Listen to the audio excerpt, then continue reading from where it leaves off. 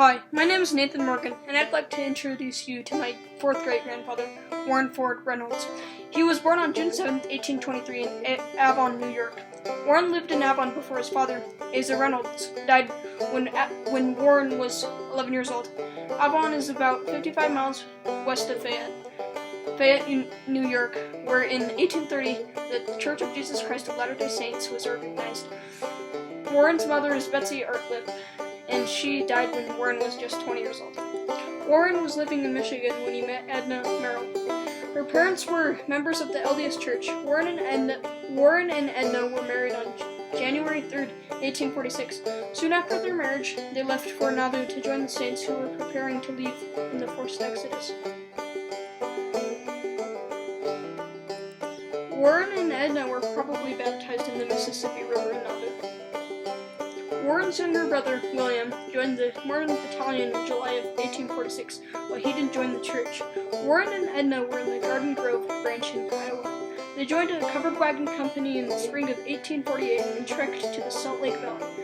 They first settled near Little Cottonwood Creek and then lived in Big Cottonwood Creek between what is now Holiday and Murray, Utah.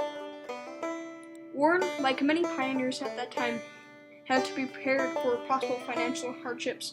After leaving Nauvoo, his wagon was stolen. Then later, while living in the Salt Lake Valley, the crickets came and ate almost all their crops. Warren set the chickens out, and they ate so many crickets that his wife, Edna, would eat the eggs that the chickens had laid. But Warren overcame these challenges and testified that God had led him carefully to these peaceful valleys of the mountains. Warren was known for his exceptional animals and crops. He loved horses and was a successful farmer. In October 1856, Warren was prepared and answered the call from Brigham Young to help in the rescue of handcart pioneers that were stranded in the snowy plains of Iowa. Warren and Edna had 10 children. Warren married his second wife, Christina McNeil, in 1857. They had 7 children. Due to the Edmunds Anti-Polygamy Act of 1882 from the U.S. government, Warren went into hiding. However, in 1889, he was tried and sentenced with 50 days in jail and a $50 fine for unlawful cohabitation. Warren died on July 10, 1900, at the age of 77 in South Cottonwood, Salt Lake City, Utah.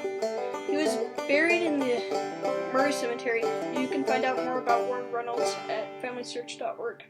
Remember, your ancestors' life lessons can change your life too.